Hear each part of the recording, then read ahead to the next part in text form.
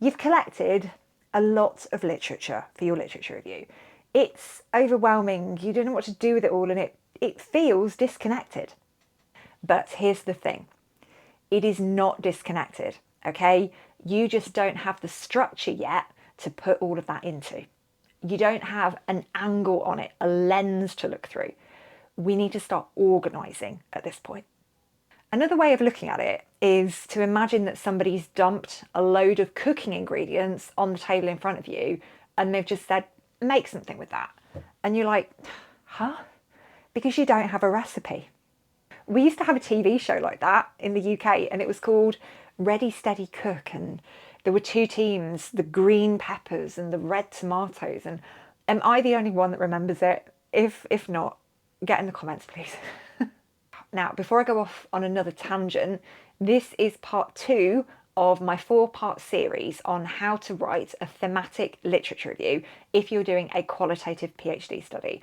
I will put a link on the screen to the first video in the series, and I'll also pop that link in the description for later. In that first video, I asked you to stop reading more papers for now and instead ask yourself the question, what am I trying to understand? In this video, we're going to build on that. If you sit down with all of your notes from your literature review and you look at them and you just think everything feels so incredibly disconnected, don't panic, because that is completely normal at this stage in the PhD journey. This is exactly where I would expect you to be right now. Let's go back to our example study. Imagine I'm researching women in the UK who leave professional careers in their 40s to start online education businesses. Now, last time we ended up with literature on a whole range of different topics. So female entrepreneurship, career change, identity, digital entrepreneurship, midlife transitions, confidence, adult learning, women in work, work-life balance. Looking at that list, it genuinely feels like a bit of a random collection, doesn't it? And this is where many PhD researchers think they've done something wrong, because they look at all of this reading, all of this literature, and it feels like it's all over the place, doesn't it?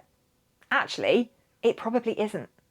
What's happening is that you're still looking at your literature as a collection of topics, but actually, it's not a collection of topics, it is a body of knowledge that can tell you something. That is a really important distinction. Let's take those topics again. Career change, identity, entrepreneurship, confidence, midlife, women and work. These are not themes, they're topics. They're simply descriptions of what you've been reading. When it comes to identifying themes, don't start with the literature, with these topics. Start with the questions that you're trying to answer. So let's ask ourselves that question again. What am I trying to understand? Perhaps I'm trying to understand how women construct their professional identities after leaving traditional employment. Now watch what happens. Career change suddenly isn't just another topic. It's part of identity reconstruction, because starting an online business isn't really about entrepreneurship. It's about building a new professional identity, and confidence becomes part of learning to see yourself differently. And even work-life balance becomes connected to this, because these women are renegotiating what work actually means in this stage of their lives. The literature here hasn't changed. What's changed is the lens that I'm looking through when I see the literature. And that's why I said in the last video that the literature review is really a thinking exercise rather than a reading exercise. And we talk about this a lot in Momentum, my PhD community, the fact that as you get further into the PhD journey, as you become more familiar with the literature and you read more, you get to the realization that you have a perspective on this. You are approaching it in a very distinct and unique way. And this is the point at which you stop saying to yourself, have I got these themes right? Are my headings correct? Because you understand that your literature review is very particular to what it is you're doing in your research. And two people could read exactly the same body of literature and come away with different literature reviews because the questions that they're going in with, the things that they're concerned with, are different. There's no one right way to do it. Now, back to the example. Let's imagine I ask a different question. Instead of identity, perhaps I'm fascinated by uncertainty. Now, suddenly, those same papers tell a completely different story. Career change becomes uncertainty. Starting a business becomes uncertainty. The financial risk that comes with that becomes uncertainty. Confidence or lack of it, that becomes about uncertainty. So the literature, again, is exactly the same, but my organising lens has changed. This is why there isn't one perfect, objectively correct way to go about a thematic literature review. And that's why there isn't one perfect, correct, or right set of themes or headings. There are multiple ways of organising literature.